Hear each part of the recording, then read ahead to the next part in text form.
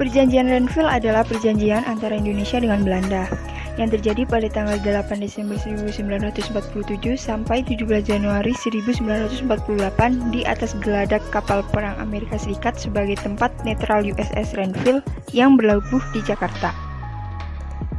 Perjanjian Renville dibuat karena Belanda dan Indonesia terus bersengketa.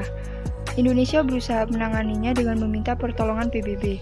Kemudian, PBB membentuk Komisi 3 Negara sebagai penengah yang terdiri dari Australia, Belgia, dan Amerika Serikat. Bagi Belanda, tujuan Perjanjian Renville adalah untuk menunjukkan pada dunia bahwa Republik Indonesia adalah sebuah negara kecil di wilayah Indonesia.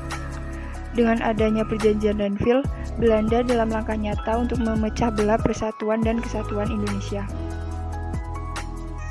Sedangkan bagi Indonesia, salah satu tujuan Perjanjian Renville adalah untuk menyelesaikan masalah-masalah yang ada setelah batalnya Perjanjian Linggarjati dan meletusnya agresi militer Belanda I. Pihak yang hadir dalam Perjanjian Renville adalah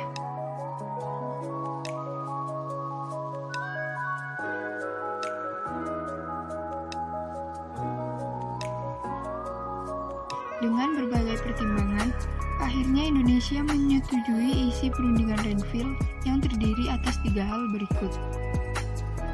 Persetujuan tentang gencatan senjata yang antara lain diterimanya garis demarkasi Van Mook, terdiri dari 10 pasal. Dasar-dasar politik Renville yang berisi tentang kesediaan kedua belah pihak untuk menyelesaikan pertikaiannya dengan cara damai, terdiri dari 12 pasal. Pasal tambahan dari KTN yang berisi antara lain tentang kedaulatan Indonesia yang berada di tangan Belanda selama masa peralihan sampai penyerahan kedaulatan, terdiri dari 6 pasal.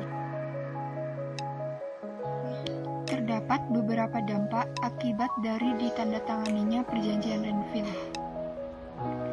Sebagai konsekuensi ditandatanganinya Perjanjian Renville, wilayah RI semakin sempit dikarenakan diterimanya garis demarkasi Van Mook, sehingga wilayah Republik Indonesia tinggal meliputi Yogyakarta dan sebagian Jawa Timur.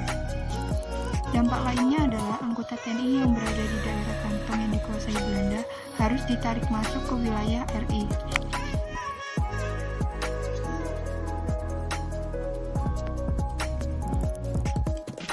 Isi Perjanjian Renville mendapat tantangan sehingga muncul mosi tidak percaya terhadap Kabinet Amir Syarifuddin, dan pada tanggal 23 Januari 1948, Amir menyerahkan kembali mandatnya kepada Presiden.